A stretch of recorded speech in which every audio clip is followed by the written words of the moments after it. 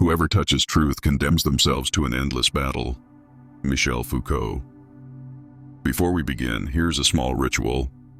Write in the comments one word that accurately describes your current state. Sign it, and let's get started.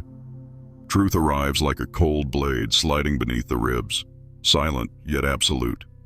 One moment you inhabit a room warmed by familiar stories. The next you stand in ruins lit by stark dawn. The cut is invisible, yet the pulse quickens. Breath turns shallow.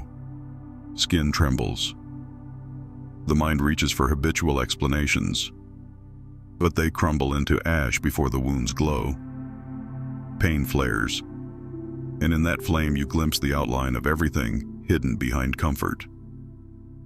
Fear surges because bodies survive by prediction.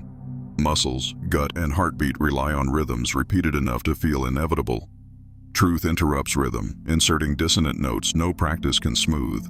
Neurobiologists describe cascades of adrenaline and cortisol that flood tissue when belief collapses. These chemicals evolve to escape predators, yet now they fire at an idea that refuses camouflage. The nervous system cannot distinguish lion from revelation, so it prepares to flee the mirror. Stay inside the pain and something else awakens. Beneath panic lies a calm as old as the marrow. It recognizes that the blade did not arrive to kill, but to carve away rot. The wound opens a window where stale air drains and new light pours. Each sting marks a place where illusion once calcified.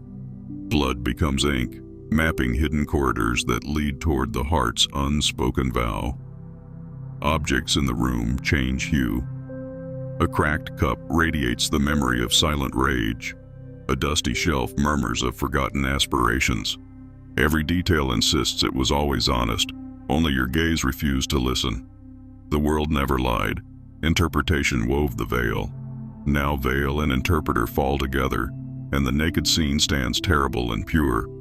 A hushed astonishment replaces distress. The first lesson settles in the bones. Truth wounds, yet the wound is passage, not punishment. Pain is tuition. Where it burns brightest, a new path waits. Step into that heat, and the blade becomes a compass, always pointing toward what matters. Refuse, and the cut festers into resentment. The choice is a single breath held between trembling lips. You inhale. Air stings exposed tissue, yet tastes alive. Scars begin their slow embroidery. With each heartbeat they whisper, "Remember this opening. Remember the moment dawn shattered glass and let the storm inside." The journey has begun. Healing unfolds not by sealing the breach, but by studying its rhythm. Each throb repeats a secret. Sit with the pulse, and it tells you where compromise once corroded courage. The wound becomes a tutor more rigorous than any book, demanding full attention, rewarding with fierce clarity. Night descends and pain glows like ember beneath skin. You trace its outline, neither soothing nor resisting, merely witnessing. In the quiet you discover that endurance is a form of prayer, breath offered to the dark, trust placed in the unseen dawn. When dawn returns, you rise lighter, stripped of ornament, wrapped in raw sincerity. You carry the blade within, not as weapon, but as reminder. The wound no longer bleeds. It sings, a low steady note that harmonizes with future steps. Even now the wound pulses, gentle and rhythmic, a lifelong metronome measuring presence. Each beat affirms commitment to clarity, forbidding drift into convenient half-sight. Within the skull, a silent fortress rises throughout a lifetime. Walls made of family dogma, cultural scripts and victories exaggerated in memory. Ramparts of habit, towers of opinion, gates locked by conformity. Sentinels called confirmation bias patrol the battlements, welcoming every detail that affirms the reigning story, repelling every contradiction. When unfiltered reality strides across the drawbridge, the alarm bell rings. A diagnosis denies health, a friend's confession upends loyalty, a random article dismantles a beloved narrative. The breach releases floods of neurotransmitters that narrow vision, harden jaw, and knot the stomach. Evolution designed this cascade for saber-toothed beasts, yet today the predator is an inconvenient fact. Michel Foucault wrote that power and knowledge entwine, shaping what may be said. The personal citadel holds a similar tribunal. Thoughts, feelings, impulses stand trial each day. Anything disruptive is sentenced to silence. Truth arrives without credentials. Yet the guards sense an authority beyond law. They lower spears. Confusion spreads. Masonry cracks. The ground trembles. Magnetic resonance images show brain regions tied to physical pain lighting up when core beliefs are threatened. The difference between broken bone and broken worldview is size, not kind. This discovery explains the fury of denial, the frantic patching of walls, the desperate blaming of messengers. Rubbling stone reveals a courtyard flooded with raw sensation. Here identity has not yet chosen shape. From this molten core, you can forge a sword to dominate others, or a bridge toward unknown terrain. The material is the same, only intention differs. Each dawn repeats the offer. Smoke clears. Among shattered icons, a single doorway opens onto wild landscape. You step across debris, feet bleeding, yet the air smells richer beyond the walls. Behind you, the citadel collapses in slow thunder, freeing the sky. The rubble underfoot still radiates heat. Shards of cherished concepts glint in morning sun. You pick one up, turn it between fingers, notice both beauty and fragility. These pieces no longer fit any blueprint. They can serve as talismans, but never again as cages. Neurologists observing post-collapse brains note increased connectivity between distant regions. Novel associations spark creativity. Empathy widens. Humor returns. Destruction, paradoxically, fertilizes imagination. The mind, having lost its fixed architecture, learns to dance. Eventually, you build a shelter, not a fortress. Its walls breathe. Windows open on all sides. Visitors may enter, share stories, leave gifts of insight. The old guards rest, no longer needed. Authority now resides in direct perception, forever alert, forever humble. In the ruins, you learn to navigate by intuition rather than blueprint. You notice subtle currents of emotion guiding attention, leading toward forgotten passions, hinting at vocation unimagined behind high walls. Freedom reveals not only vistas, but responsibilities, for nothing and no one else can now dictate purpose. Scholars of narrative identity observe that people with flexible self-stories weather upheaval with grace. You become such a person, rewriting origin myth each time new understanding arises. The blank page no longer terrifies, it beckons. An individual can cradle illusion for decades, but whole societies braid illusions into monuments. Flags wave over stories polished until no splinter disturbs the palm. Shared legends create trust among strangers. They instruct children whom to salute and whom to fear. When a hidden manuscript surfaces, when a prisoner speaks, when a satellite photograph contradicts official maps, the myth shivers. A single sentence leaked at midnight can topple a throne by dawn. Historians sift archives and uncover letters that rewrite battles. Anthropologists listen to forgotten voices that complicate origin tales. Collective belief behaves like tempered glass, strong under even weight, fragile against sudden point pressure. Truth acts as that point. It seeks the hairline crack, settles inside, and with the first frost splits the pain end to end. Revolutions ignite not from abundance of lies, but from one undeniable truth colliding with exhausted patience. Psychologists of the crowd observe that emotion spreads faster than reason. Once the fracture opens, panic or fury races across gatherings, across timelines, across continents. Regimes scramble to plug the breach with censorship, propaganda, distraction. Yet every patch whispers that more cracks hide beneath fresh paint. Foucault's regime of truth extends outward. Whoever controls the archive controls memory, yet archives cannot hold breath forever. Paper decays, whistleblowers age, algorithms glitch. Sooner or later a sliver of reality escapes, and the masquerade stumbles. Streets fill, statues fall, New slogans paint old walls. Myths adapt, sometimes kinder, sometimes crueler, but never unchanged. In the echo of toppled marble, one lesson repeats. Truth waits with patient gravity, and gravity always wins. In classrooms across continents, teachers revise curricula once sacred. Students stare at new maps, senses tingling with danger and possibility. Collective identity wobbles, seeking substitute anchors. Some reach for nostalgia, others for radical visions, many for screens that promise certainty. Sociologists track a phenomenon they call epistemic fatigue. The constant unraveling of narratives drains communal stamina. In the vacuum, charisma masquerades as credibility. Spectacle outcompetes nuance. The crowd longs for restful myth, even a harmful one. Yet seeds germinate in cracked pavement. Artists, poets, quiet scholars gather fragments of discarded stories, weaving tapestries that honor complexity. They replace triumphal arches with crossroads, inviting each traveler to choose direction rather than march in lockstep. Meanwhile, power structures scramble for fresh disguise. The same institutions that once denied truth now claim they discovered it first, hoping amnesia will shield reputations. Vigilance remains vital. Celebration of collapse must include watchfulness, for new myths sprout like weeds among rubble.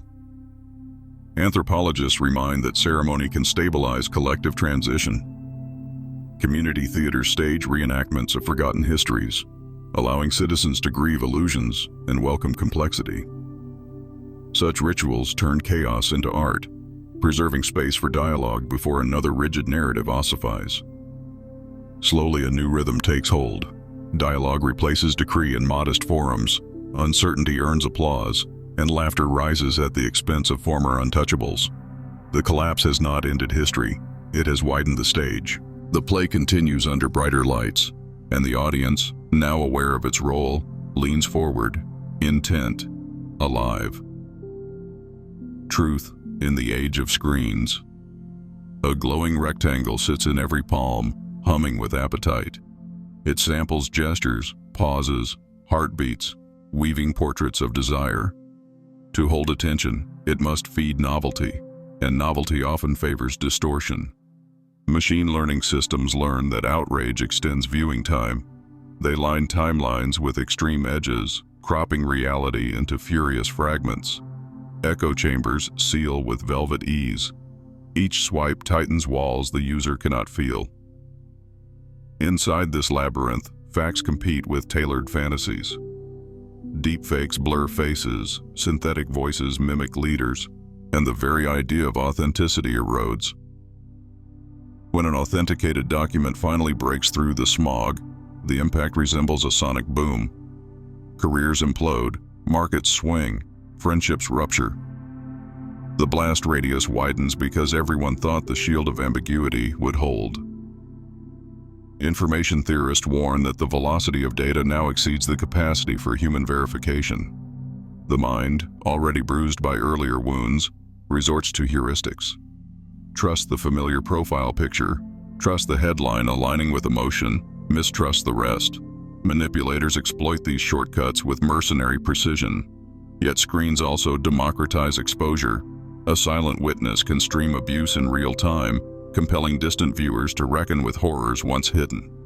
The same algorithm that spreads lies can amplify courage. The danger doubles, possibility broadens. In this glare, the wise cultivate deliberate slowness. Before sharing, they breathe, they cross-reference, they examine motive. Caution becomes rebellion against speed. Integrity becomes subversion. They treat every shard of truth like volatile chemicals, knowing one careless gesture can scar thousands. Neuroeconomists studying digital behavior find that each notification triggers dopamine release comparable to gambling wins. The reward circuit cheers. Rational analysis lags. This biochemical tug-war explains late-night scrolling long after eyelids plead for rest. Privacy scholars note that surveillance accompanies every click. Data corps profile belief, fear, and longing, then feed back content designed to sculpt compliance.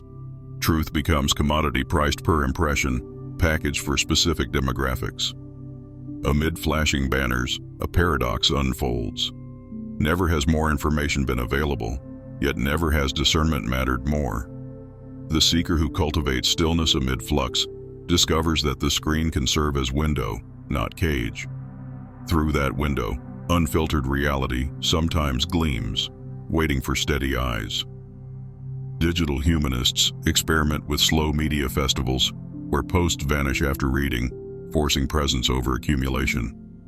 Participants report sharper memory, deeper empathy, fewer spirals of contempt.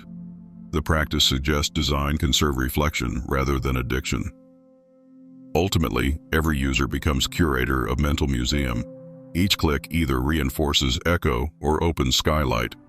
The curator who honors uncertainty arranges exhibits so contrasting views hang side by side, inviting visitors, internal and external, to ponder rather than consume. Scholarship on media ecosystems suggests creating deliberate friction, short pauses before forwarding content, reputation scores for accuracy, significantly reduces viral falsehood. Implementation remains rare because friction lowers profit, yet each user can adopt self-imposed speed bumps, proving autonomy over algorithm. Complete falsehood rarely captures hearts. Partial truth does. A skilled manipulator mixes verifiable detail with suggestion, letting imagination finish the script. The listener feels smart for recognizing the kernel of fact and therefore swallows the husk of deceit. Advertisers lace campaigns with neuroscientific jargon, invoking brain scans to sell flavored water. Political strategists release authentic statistics stripped of context, guiding voters toward predetermined dread. Cult leaders quote scripture accurately, then twist interpretation like wet cloth, wringing loyalty from faith. Experimental psychology labels this the illusion of explanatory depth. People believe they understand a concept merely because they recognize its outline. The gap between recognition and comprehension forms the cuff, and truth supplies the lock. Once bound, the captive defends the chain. Pride will not admit error, so the link hardens into identity. Evidence to the contrary feels like assault. Whole communities arise around gilded shackles, praising the shimmering metal as liberation. Escape begins with recognizing the fragment for what it is, a splinter, not the tree. Pain returns, familiar and bright, as the clamp loosens. The manipulator's spell breaks, but the lingering shame demands compassion, not scorn. A mind freed by fuller truth gains immunity against future snares. The chain becomes memory, and memory transforms into vigilant empathy, guarding both self and neighbor. Researchers in persuasion sciences warn that pre-bunking, exposing people to misleading tactics before encounter, fortifies resistance. Forewarned minds spot glittering fragments and refuse clasp. Education thus becomes armor. Economists observe entire markets inflated by selective transparency. Numbers sparkle on slides, yet hidden debts lurk beneath footnotes. When reality surfaces, fortunes crumble. The pattern mirrors personal deception on grand scale. Artists respond with mosaics built from broken promises. They arrange fragments into patterns that reveal former manipulation. Viewers gasp, recognizing pieces once worshipped. The art invites not ridicule but redemption, rebuild with honesty, polish with discernment. Media literacy educators teach children to consider who benefits from each narrative. Though phrased as statement, the exercise trains discernment. Young minds, unburdened by pride, spot polished fragments quickly, returning them with polite refusal. Over time, society that rewards honest complexity more than catchy half-truth grows resilient. Markets stabilize around transparent reporting, politics shifts toward deliberation, and manipulation loses profitability. Such evolution proceeds slowly, yet every liberated thinker tips the balance. Libraries host public fact-checking circles where neighbors gather each week to dissect headlines. The format replaces competitive debate with collaborative verification, turning potential conflict into shared adventure. Trust grows, not from agreement, but from joint effort to hold reality gently yet firmly. After the first storms, quiet drapes the landscape. Walls gone, myths cracked, chains discarded. You stand in wide, unfamiliar space. Identity melts like snow under spring sun, revealing soil rich but unstable. Clinicians name this liminality. Old frameworks no longer hold, new ones have not formed. Dreams surge with archetypal figures, appetite swings, emotions oscillate between exaltation and despair. Neurological scans show heightened plasticity, pathways rewire at accelerated pace. Post-traumatic growth research explains that adversity can cultivate wisdom, yet only when meaning sprouts from pain. Without narrative cohesion, the psyche fragments. With mindful framing, the same rupture becomes seedbed. Guides in many traditions counsel presence. Sit with breath, walk under sky, write the unfiltered thought. These simple acts anchor awareness while the inner terrain rearranges. They do not stop the quake. They prevent fatal descent into chaos. At threshold, influence flows both ways. One supportive word can steady footing. One careless comment can shove toward abyss. Community matters, yet few communities understand this fragile stage. Many will urge haste, rebuild, forget, return to normal. The wound warns against premature closure. When dawn finally spreads across nerves, resilience feels different from prior armor. It flexes. It trusts uncertainty. It carries tenderness toward every other traveler still haunted by collapsing maps. Ethnographers document rites of passage in which candidates wander wilderness alone, returning only when they can interpret the forest's silence. Modern life lacks such ceremonies, but the psyche resurrects them spontaneously. The empty apartment, the hospital corridor, the dim glow of a late-night desk lamp become sacred groves. During this wandering, you collect symbols: a feather found on damp pavement, a fragment of a song overheard at dawn, a line from an old novel that suddenly vibrates with new significance.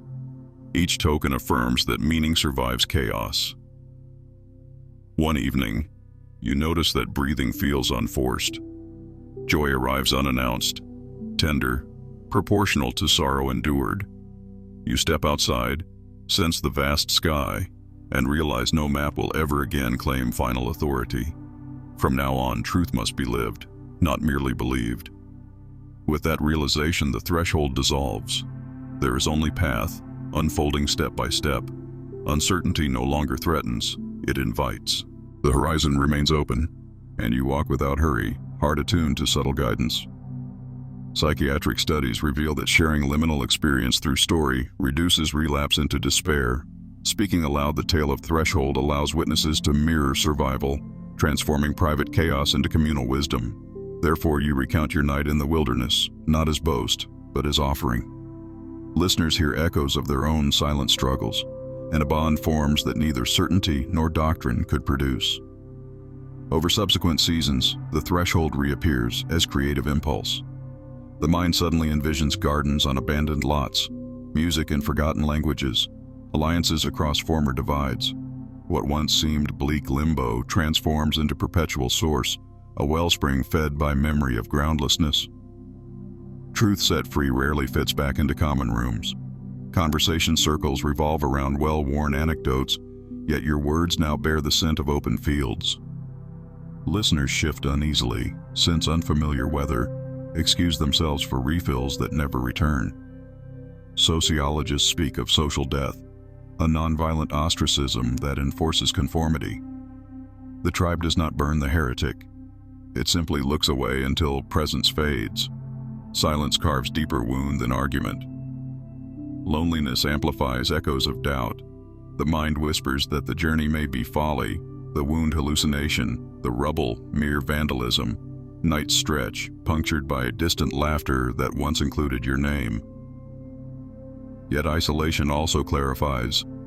Without collective mirroring, the self hears its own frequency. Music arises, tentative but pure. Solitude tempers conviction, sandpapering arrogance, polishing humility. Historical figures who carried disruptive truths walked similar deserts. Some met exile, Some met prison, some met death. Their biographies warn of cost, yet also whisper that vision outlasts banishment. At dawn, you watch city lights flicker beneath horizon fog. You bless them, though they refused your flame. Then you turn towards the mountains where first light paints rock in colors no crowd has yet imagined. Psychologists studying resilience emphasize the power of chosen community. You cannot force former companions to understand, yet you can seek peers on parallel journeys. 2 silent nods at a remote trailhead can outweigh 1,000 polite dismissals. Shared meals with such companions nurture the spirit. Conversation ranges from soil under fingernails to star fields above memory. No one demands agreement. Curiosity serves as common tongue. Disagreement sharpens insight instead of dulling kinship. Exile thus transforms into pilgrimage. The road stretches, yes, but it glows with footsteps of others who once walked alone and now walk together, carrying lanterns lit by wounds the world could not comprehend. You realize that belonging rooted in honesty outweighs popularity secured by pretense. The new circle may be smaller, yet its warmth penetrates to the marrow, sustaining onward travel. Letters from distant lands arrive, penned by strangers who found solace in your footsteps.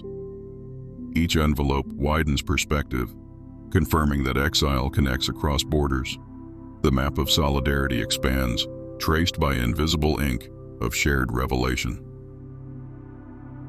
Eventually, you comprehend that the real homeland is not geography but honesty.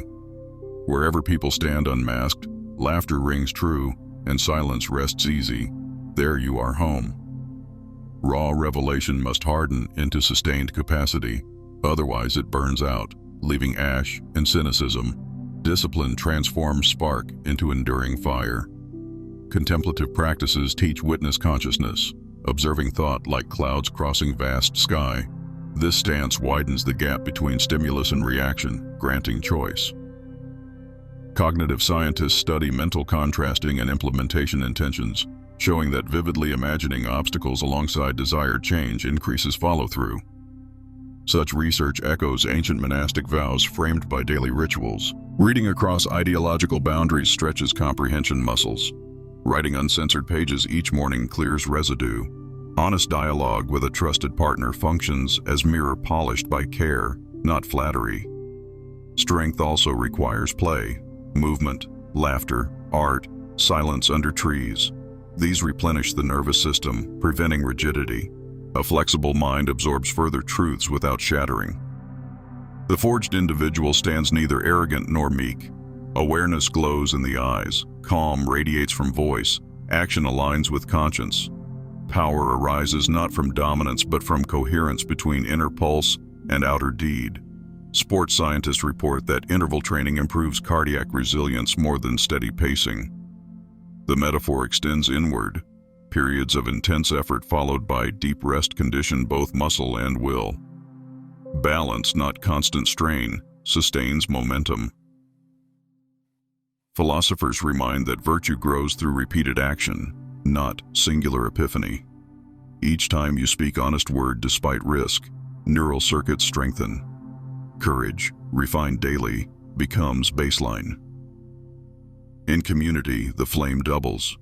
Shared rituals, singing under night sky, planting trees, volunteering, anchor ideals in flesh. Collective embodiment guards against relapse into empty rhetoric. Eventually, discipline transcends effort and turns into rhythm. What began as conscious practice merges with breath. Integrity feels as natural as heartbeat, and the flame rests in open palms, steady, generous. Neuroscientists studying altruism discover that generous acts increase serotonin and oxytocin, chemicals that buffer stress. Service, therefore, is not self-negation but biological nourishment, weaving individual flame into communal hearth. Mentors advise periodic solitude even amid service. Retreat renews source, preventing martyrdom. The strongest flame flickers in rhythm, brightening and dimming like heartbeat, synchronized with seasons of giving and stillness. Artists describe entering flow state where time dissolves and action flows unforced. Researchers measure similar neural patterns during deep truth integration. Practice until flow and integrity converge, and living itself becomes art. Brushstrokes of honest presence across the canvas of days. Truth is river, not monument. Attempt to dam it, and it will carve underground channels, resurfacing in places least expected. Walk beside it, and its murmur accompanies every step. Certainty fossilizes. Curiosity keeps water moving. Each dawn reveals facets unglimpsed yesterday. Humility bows to this unfolding, acknowledging that even current understanding will one day prove partial. The wound of awakening never fully closes. It forms a scar that glows in moonlight, reminding flesh of the blade and the blessing intertwined. The scar protects not by armor, but by memory. Carry the flame lightly, speak with precision, release when spoken words begin to ossify. Teach through gesture, through presence, through living embodiment rather than static doctrine. Guard truth as one guards wildfire.